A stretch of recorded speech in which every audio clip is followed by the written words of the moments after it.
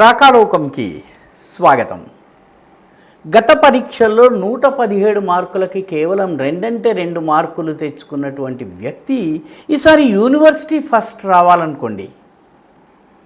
దాన్ని ఎవరైనా కూడాను ఆ కథను విన్నట్టయితే ఈ పిల్లవాడు పగటి కలలు కంటున్నాడు, అసాధ్యం, దీన్ని సుసాధ్యం చేయటం చాలా కష్టము. ఎందుకంటే 2 మార్కులు తెచ్చుకున్నటువంటి వాడు ఈసారి సెంచరీ ఎలా కొడతాడు? అందరికీ వచ్చే సందేహమే, కానీ భారతీయ జనతా పార్టీకి ఇలాంటి సందేహాలు రావు. పంజాబ్లో గత ఎన్నికల్లో 117 స్థానాల్లో భారతీయ జనతా పార్టీ గెలుచుకుంది. కేవలము 2 సీట్లు వచ్చింది, 4% ఓట్లు. ఆమ్ ఆద్మీ పార్టీ, కాంగ్రెస్, అకాలీదళ్ వీటన్నిటి తరువాత వరుసలో చిట్ట చివర లాస్ట్ బెంచ్లో కూర్చున్నటువంటి విద్యార్థి ఫస్ట్ బెంచ్లో ఫస్ట్ ర్యాంకర్ కావాలంటే ఎలాగా? కానీ భారతీయ జనతా పార్టీ పంజాబ్లో జరగబోయేటటువంటి అసెంబ్లీ ఎన్నికలకి ఇదే టార్గెట్గా పెట్టుకుంది. ఆశ్చర్యం అనిపించవచ్చును, కానీ రాజకీయాల్లో ఏది అసాధ్యం కాదు.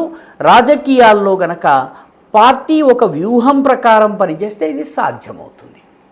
పంజాబులో ప్రస్తుతం భారతీయ జనతా పార్టీ అధికారంలోకి రావడానికి, ఒకవేళ అధికారంలోకి రాకపోయినట్టయితే ప్రధాన ప్రతిపక్షంలో 2వ స్థానంలో ఉండాలని కోరుకుంటోంది. ఎందుకంటే ఈ దేశం మొత్తం మీద సరిహద్దు రాష్ట్రాలు ఏవైతే ఉన్నాయో, ఈ సరిహద్దు రాష్ట్రాల్లో హిమాచల్ సరిహద్దు రాష్ట్రం కాదు, మిగతా సరిహద్దు రాష్ట్రాలన్నిట్లలోనూ కూడా కాషాయ జెండా ఎగురుతోంది, ఒక్క పంజాబులో తప్ప.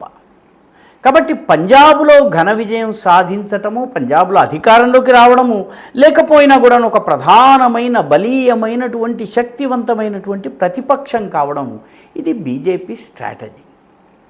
ఇందులో భాగంగానే గత 6 నెలల్లో ప్రధానమంత్రి పంజాబ్కి 2 సార్లు పర్యటన చేశారు. మొట్టమొదటిసారి చేసినటువంటి పర్యటన చాలామందికి ఆశ్చర్యం కలగవచ్చును. ప్రధానమంత్రి ఫిబ్రవరి నెలలో అక్కడ పర్యటన చేశారు. అంటే అప్పటికి ఇంకా పంజాబ్లో రాజకీయ వేడి రగులుకోలేదు, అందరి దృష్టి బెంగాల్ మీద ఉంది. ఆ సమయంలో ప్రధానమంత్రి పంజాబ్లో పర్యటన చేసి పంజాబ్లో ఉన్నటువంటి డేరా సచ్ఖండ్ అనేటటువంటి ఒక సిక్కు ఆశ్రమానికి వెళ్ళారు. 75 సంవత్సరాల చరిత్రలో డేరా సచ్ఖండ్కి వెళ్ళినటువంటి మొట్టమొదటి ప్రధానమంత్రి నరేంద్ర మోదీ. ఎందుకు వెళ్ళారు?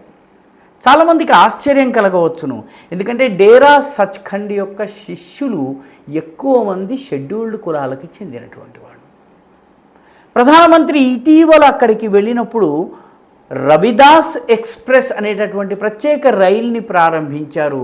రవిదాస్ ఎక్స్ప్రెస్ మామూలుగా ఒక రైలు అని భావిస్తే పొరపాటు, ఎందుకంటే సంత రవిదాస్ పేరు పెట్టుకున్నారు. సంత రవిదాస్ పంజాబ్లో ఉన్న భారీ సంఖ్యలో ఉన్నటువంటి రవిదాసియా కమ్యూనిటీ యొక్క గురువు. రవిదాసీలు ఎవరు?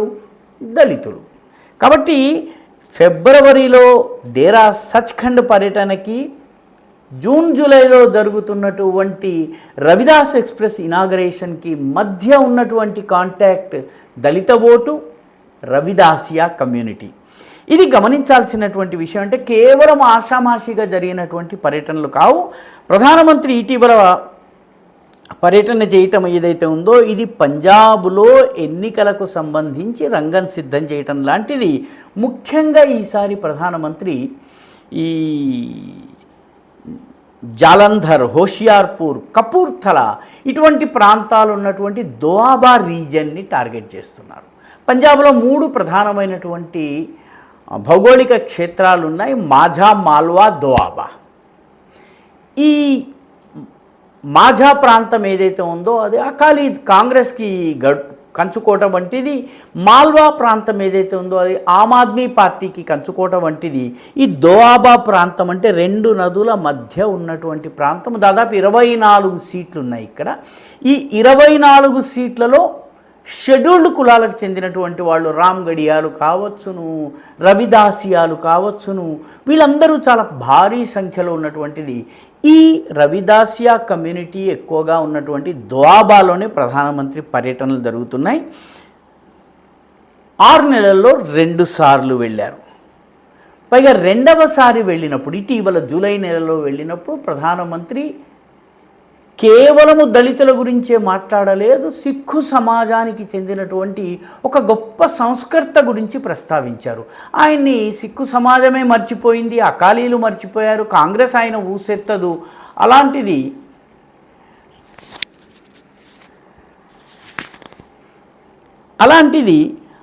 ఆయన తేజాసింగ్ సముందరి అనేటటువంటి నాయకుడు, అంటే అకాల్ తఖ్త్ కానివ్వచ్చును, లేకపోతే అమృత్సర్ కావచ్చు, అక్కడ కొందరు మహంతుల ఆధిపత్యం ఉండి వాళ్ళు ఇష్టారాజ్యం చేస్తూ ఉంటే నారాయణ్ దాస్ అనేటటువంటి మహంత్ ఇష్టారాజ్యం చేసి దోపిడీ చేస్తుంటే దానికి వ్యతిరేకంగా సిక్కులు ఉద్యమించారు.